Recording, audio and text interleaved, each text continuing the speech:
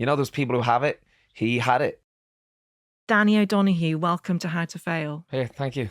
What an intro. It's so lovely to have you. And you, good to see you after all these years. I know. Well, I said to you when you walked through the studio door that I actually interviewed you when you did your first series of The Voice. Yeah. And I reread that interview recently. It was for the Observer newspaper. And in it, I say he's one of the nicest celebrities I've ever interviewed. So that's a big thing to stand up to. Yeah, that's great. Yeah, you pulled the wool over my eyes for an hour. I've been doing it ever since, yeah. Well, it's lovely to see you again. Thank you. And I'm sorry for what you've been through. I think that's what I want to start off by saying. I can only offer my sincerest condolences. I appreciate that. Thank you. Do you feel, Mark, looking on like a satellite? Some days are good, some days are bad. I think I always feel his presence, but probably more so around promotion or when we're doing public things. And it can happen in the weirdest of ways because I've grown up in the industry and been grown up in public.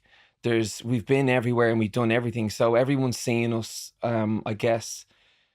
It's warts and all really with the script because we're very autobiographical, self-biographical when we write songs. So I feel like everybody knows us, but at the same time, for something so devastating to happen in the middle of this career. So like what I was saying was I was in Scotland yesterday and we were staying in this hotel called Hotel Devin. And I've stayed there with Mark many times, and the triggering, you never know what's going to trigger you. So like being in a hotel where I've sat and had breakfast with him and stuff, I didn't realize quite what I was up against by pushing forward and trying to, continue on, because it's one thing to grieve, to lose a friend, he's my best mate for nearly over 30 years, but then also to do it publicly and then to do it repeatedly. It's been a year, so over a year now since he's passed away. So, like I said, some days are really easy to acknowledge him and just like live in his presence and stuff. But then again, the second day you're reminded, and it's just something like something different in your body can happen to where it just hits you harder the next day. And like I keep saying about grief is something that it never goes away. It's just something that you try and grow around. But it's just tough, man. It's really tough. And on a day-to-day basis, like I said, there's certain things that might trigger me, or, like I said, I'm just hearing an intro and hearing about like your life story and knowing that there's somebody who's been part of that but isn't now. But here I am answering questions on it. It's all very, very surreal. But I think the thing that I learned probably this year more so is that the more open that I can be personally. I've always tried to be that in my music. I've always tried to be really like the art form of making music to me is always something that I've said, well, if I bleed on the page and I can talk about my past and my childhood and stuff, that's something else somebody else can associate themselves or see a little bit of themselves in. But what I am realizing now as an adult is, I'm level 4 now. So I'm at a different area in my life. And I realized that almost I'm now turning into that song. I'm turning into an open book where I feel that the more honest I am about myself in scenarios like this, the more I'm helping other people. It's an amazing thing. It's tough to do because you're opening yourself up for everything because you're vulnerable. But I feel like in today's day and age, being vulnerable is a massive asset and is a big shield that you can almost guard yourself, because there's nothing to hide behind. I'm not drinking, I'm not smoking, I'm not doing any of these things to try and hide behind or mask exactly how I'm feeling about it. So I'm trying to deal with it in real time, stone cold sober, so that I'm not necessarily pushing any of these feelings down the road for a car crash. You know what I mean? So in a really long-winded answer, that's kind of where I am right now. That was so beautiful. And thank you. And it's how I strive to live my life as well. But I've never heard it so well expressed. Oh, thanks. And that feeling of letting everything in, every emotion in, and understanding, as Rilke said, no feeling is final, but you have to feel it in order to create the art. And I think that that's what you clearly do so beautifully. I try to do it. I feel like art is the only justification that there is for pain, that there's the reason why I went to music in the first place. Not even words, when I was just making sounds, I'd perceive any slight that came towards me, because I was never a fighter. I couldn't physically, I was always terrified of if somebody had a physical altercation, I'd shake, and just you get this sick feeling in your stomach. But how I used to put reins on that and try and turn that into something positive was, I didn't know what I was doing at the time, but I'd go into a room. If someone annoyed me, I'd go into a room and I'd just scream and sing, but as loud as and as hard as I could. And looking back on it now, I think what I was doing, I was verbalizing my pain, but I was also getting better at singing. So I was in some way using that energy from negative energy and in a way turning it into positivity for me. I didn't realize that at the time, but now looking back, I realized that that was probably a gift. I grew up in a very musical household. Like you said, my father was a fairly prominent musician in Ireland. Both my brothers were in bands. My sister was in a band. We had a very hugely musical family. So I grew up at the foot of somebody who was expressing himself all the time on the piano. We had a piano. I used to sleep downstairs on a mattress on the ground. There was a piano in the corner. There's a guitar, bass, drums, and there was just writing on the wall for 20 years. My mum, it was called the rock and roll room. So there was it's a pretty modest house. It was about 3 bedrooms. We had 6 kids, like you said. It was 8 people and my granny and a dog and a bird and all. So it was pretty crazy growing up. But the back room downstairs was classed as the rehearsal room. And that's where I grew up, was in that room.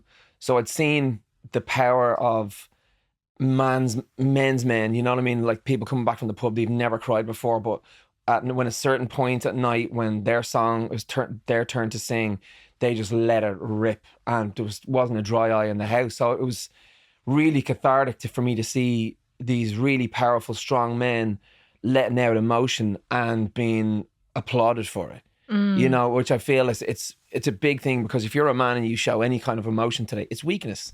I don't know why. I mean, more so, I guess this generation now do find it a little easier to, I guess, open up. My generation even above, I don't think I would have liked to have been born maybe 20 years previous or 30 years previous, because it's almost like a cardinal sin to show your emotions or let something out of the bag, because it just shows that you're not a man. But I feel like I said, I feel it's a bit of a superpower, Tell me, before we get on to your failures, which obviously will involve your recollections of this best friend who you said something so beautiful about Mark, that you knew him before you knew what knowing was. In one of the interviews that I read, I thought that was so beautiful. What was he like? Just a great guy to be around, He was 4 or 5 years older than me. When I was coming out of a bad patch, I guess, as a kid, trying to find what I was gonna do in life. I got diagnosed with a disease called Wilson's disease when I was about 11 or 12, and I lost all my friends around that time, because if you get diagnosed with something, kids think they can get it, from you. It's a metabolic disease that I have. My sister has it. It's a very rare disease, which means I can't take the copper that you normally have from food.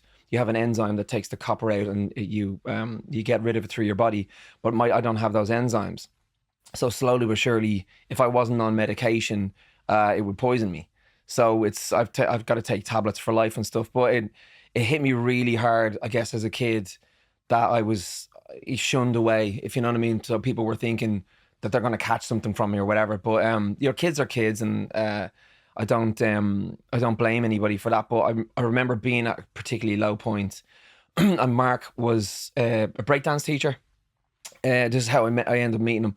He was a breakdance teacher in this place called the Blue Lagoon, which was like a youth club centre. It was him and another guy called John O'Dwyer. I just remember looking at the class, and I was watching like MTV and stuff as a kid, and I was watching all everybody, like you said, TLC, all these people dancing, so colourful and amazing. I was like, what a great thing to be able to do. So this was the closest thing that I'd seen to America, was like in my local youth club, right? He was breakdancing. I was like, that looks like a lot of fun. So I went in, I started the class right at the back of the class. I was terrible for months and months, you know what I mean? But I started getting my act together and started doing the routines and stuff. And I started moving up towards the front of the class, made friends with Mark, made friends with everyone in the class. And then things progressed. I started teaching then. I got really good. And then after about two or 3 years, started teaching. So Mark had like a group of kids that he taught, but also that were good enough to then teach out.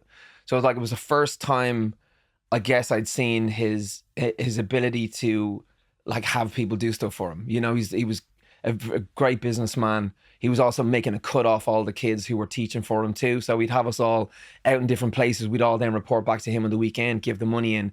But I was a kid, like, and I had very little confidence. I didn't know what I was supposed to be doing in life. And this was probably the first person, I guess, that put me on a path, gave me something to aim for, you know. And if it was just, I'm only a few years behind him, even if it was just to aim for what he's doing, it was somebody that gave me confidence, that trusted me no matter what. He knew that I had something wrong. He knew all these things. So that kind of confidence to be pumping into a young kid is, I suppose at that age in life, is absolute gold. So that was the first thing. I idolized the guy, you know. I did, yeah. I used to, like, if he had a jacket or something that he was like, it's all worn out and he's getting a new jacket, I would like buy his jacket off him, or he'd give me his shoes and stuff, and I'd be walking around wearing his shoes, being like, feel like the man now. Do you know what I mean? I feel like I'm an adult now. So I don't know. It's kind of weird. You know when you get like, when you're like that as a kid and stuff. So yeah, he was a man's man. He's like, you know, he'd stand up for you if there was anything going on. He was a great fighter. He was a great friend. He was very funny. He had an aura. He had this thing about, anybody who's ever met him knows that he just has his thing. You know, those people who have it. He had it. And yeah, he was a great guy to be around. Yeah. I think the kids would call it Riz. Riz, yeah. That's what they say, He's isn't Riz it? with a lot of drip, yeah. Thank you for watching. Make sure to check out the full episode of How to Fail on your preferred podcast platform, and also be sure to follow us on social media for the latest updates.